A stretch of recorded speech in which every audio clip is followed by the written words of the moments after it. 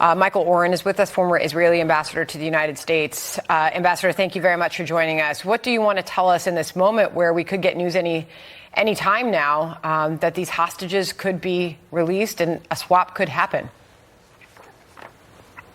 I would caution you, good afternoon, I'd caution you to curb your enthusiasm, okay? We're dealing with Hamas. Hamas does not negotiate in good faith. It has broken every ceasefire agreement over the last 15 years. Hamas could say, oh, we'll release 50 people, but hey, we couldn't find 15 or 20 of them. And they'll try to drag out the ceasefire from 4 days to 6 days to 2 weeks, because a ceasefire is what Hamas wants. A ceasefire means Hamas wins. It means Hamas gets away with mass murder. It can rearm, regroup, and strike again, and it's pledged to do that. We've got to be very, very cautious. Hamas will use the ceasefire to move its troops around, to booby-trap the entire Gaza Strip, so it's going to cost Israel in terms of soldiers' lives when that ceasefire ends. And the pressure to have another ceasefire will mount, not the least of which from those families whose loved ones didn't get out in this deal. So a lot of potential, minefields along the way, and I would recommend not to get over-enthusiastic just yet. So, Michael, what does the IDF do then in order to mitigate the possibility that Hamas rearms, regroups, maybe moves either assets or people? Because part of this deal would be that Israel has to end surveillance over northern Gaza for 6 hours a day.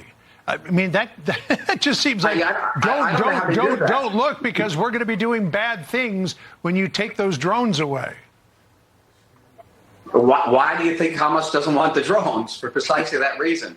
And I will be surprised and maybe perhaps just dismayed if Israel agrees to that, that break of drone activity, to hold off on the drone activity. That's crucial.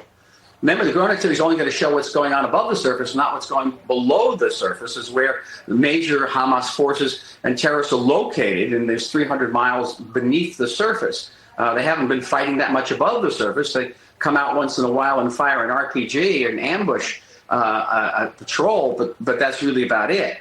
So it's fraught with dangers for Israel, this agreement. I understand why the Israeli government had to do it. The tremendous pressures, and pressures probably from the administration as well. But it doesn't mean that this is in any way a long-term, no-cost development. Ambassador, I'll ask you the question I'm sure they're dealing with right now behind closed doors. Going back to my point about the Israeli president yesterday, when I spoke with him, saying that they're dealing with a psychopath in these negotiations. How do you do that? It's like negotiating with Al-Qaeda. How would you negotiate with ISIS? Yahya Sinwar is a person who got famous by killing Palestinians, not even by killing Jews.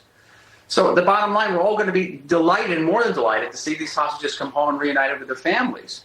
But again, we have to think about the cost to our troops. We have to cost about the other families whose loved ones aren't getting out. And ultimately, the eye on the ball, that is, Israel cannot have a ceasefire. Ceasefire means Hamas wins. Israel cannot restore its security. Israel loses.